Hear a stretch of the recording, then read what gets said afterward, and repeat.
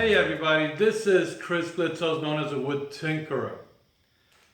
This particular segment of this video is actually, I'm redoing it as we speak. One of the reasons is for about more than 3 weeks I haven't been able to put a project on YouTube. I've been between jobs, getting up at 3 o'clock in the morning, getting home at 7. I have another one on the weekend.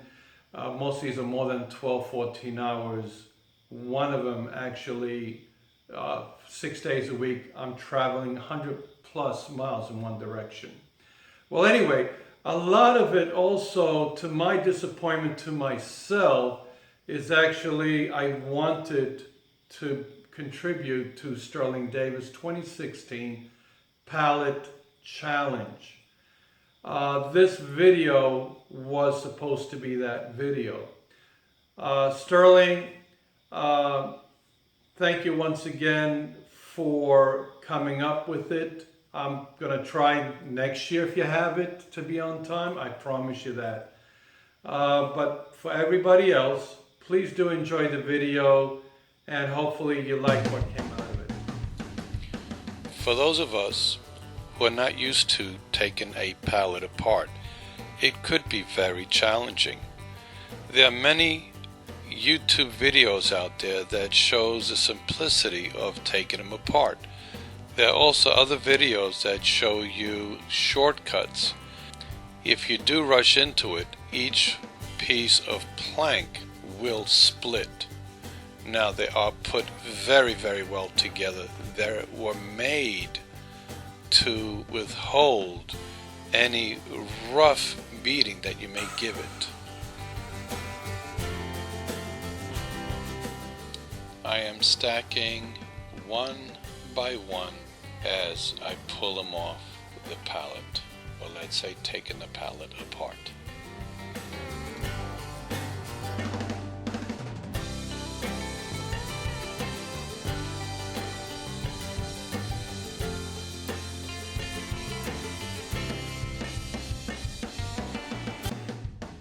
Having a planer makes cleanup of the pallet wood almost brand new. I do like clean wood.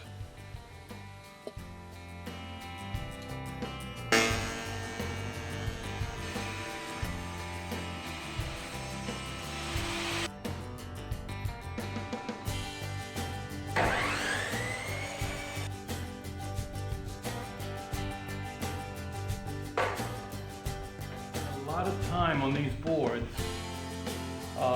cleaning them out as best as I can. They're roughly about 3/8 of an inch, all of them. This is actually a whole pallet, but I guess of all the wood that you saw piled up, it didn't leave much. The only thing I need to do is figure out what kind of a project am I going to do with it. Well, I'm just going to go with the flow and I'll let the wood tell me. So with no further ado, I'm going to start putting something together. Originally, I thought of making a gift box for a wine bottle, but I do have that book of many projects, and one of them was putting up a dice tower. So after looking at it for a while, I decided to build a dice tower, playing dice tower. Now the construction is pretty simple. I'm putting the slots at approximately 45-degree cuts. So what happens is the dice, once it gets thrown into the tower, they tumble from one to the other as they drop and they rotate, and that's how you get the dice to mix in to give you a random number at the end. Right now I'm opening up a portal where the dice are gonna drop out from. The simplest way to do this is a couple of holes and use a scroll saw or a jigsaw to open up the opening.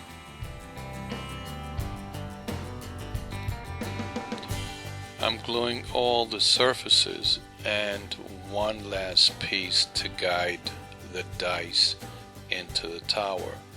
This will be permanently glued and enclosed.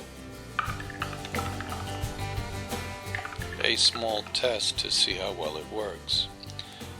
Now this tower, I don't want it to be rectangular and kind of plain, so I decided to, well, cut a couple of, well, lines into it to make it look a little bit more nicer.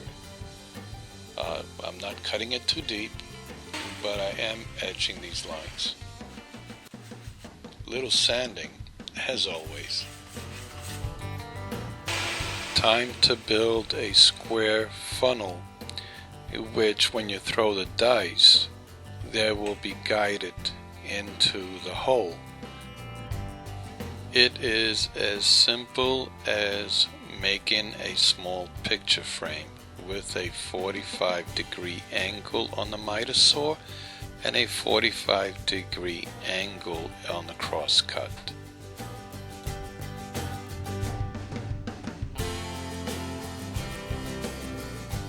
I am adding one more layer on top, a nice square piece. Once all the pieces for the funnel that will guide the dice into the tower are fabricated, it is time for assembly. The beauty about this dice tower, it does come with a dice tray.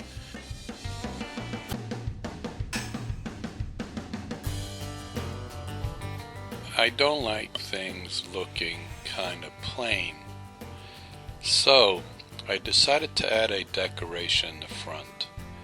The next couple of steps is that particular decoration, which will look like a set of dice falling right outside the tower.